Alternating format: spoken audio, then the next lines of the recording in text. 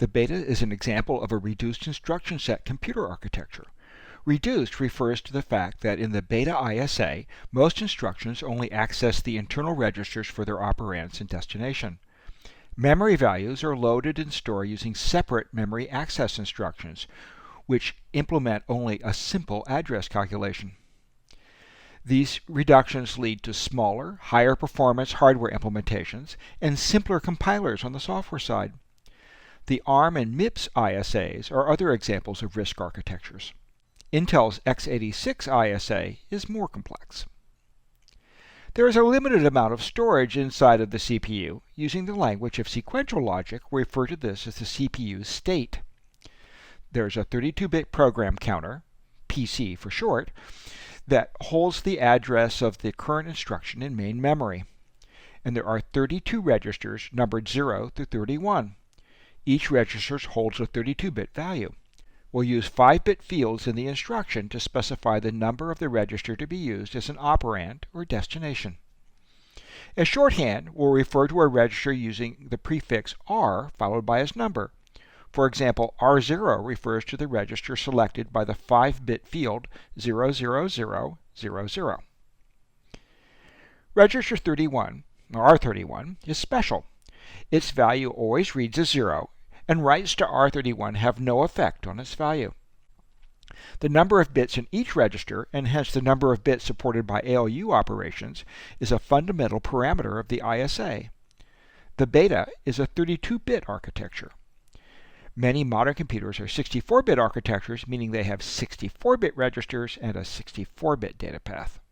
Main memory is an array of 32-bit words. Each word contains 4 8-bit bytes. The bytes are numbered 0 through 3, with byte 0 corresponding to the low order 7 bits of the 32-bit value, and so on. The beta ISA only supports word accesses, either loading or storing full 32-bit words. Most real computers also support accesses to bytes and half words.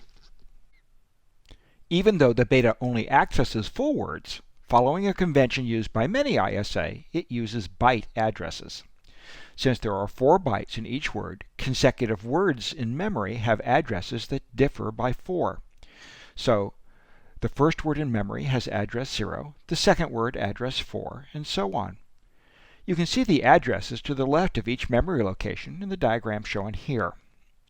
Note that we'll usually use hexadecimal notation when specifying addresses and other binary values.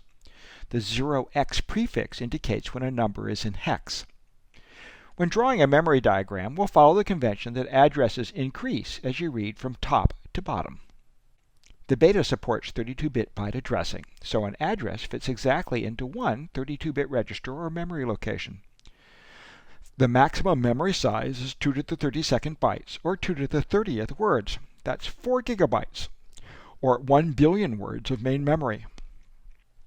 Some beta implementations might actually have a smaller main memory, in other words, one with fewer than 1 billion locations. Why have separate registers in main memory? Well, modern programs and data sets are very large, so we'll want to have a large memory to hold everything.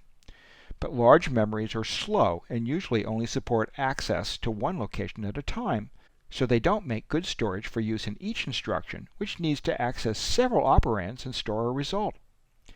If we used only one large storage array, then an instruction would need to have 3 32-bit addresses to specify the 2 source operands and destination.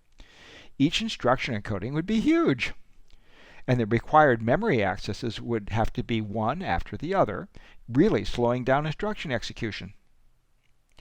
On the other hand, if we use registers to hold the operands and serve as the destination, we can design the register hardware for parallel access and make it very fast. To keep the speed up, we won't be able to have very many registers. A classic size versus speed performance trade-off we see in digital systems all the time. In the end, the trade-off leading to the best performance is to have a small number of very fast registers used by most instructions and a large but slow main memory. So that's what the beta ISA does. In general, all program data will reside in main memory. Each variable used by the program lives in a specific main memory location and so has a specific memory address. For example, in the diagram below, the value of the variable x is stored in memory location hex 1008, and the value of y is stored in memory location hex 1000 in C, and so on.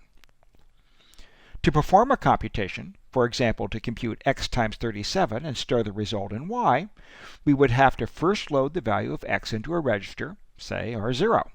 Then we would have the data path multiply the value in R0 by 37, storing the result back in R0. Here we've assumed that the constant 37 is somehow available to the data path and doesn't itself need to be loaded from memory.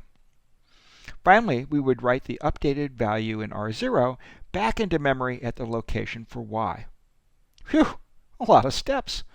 Of course, we could avoid all the loading and storing if we chose to keep the values for x and y in registers.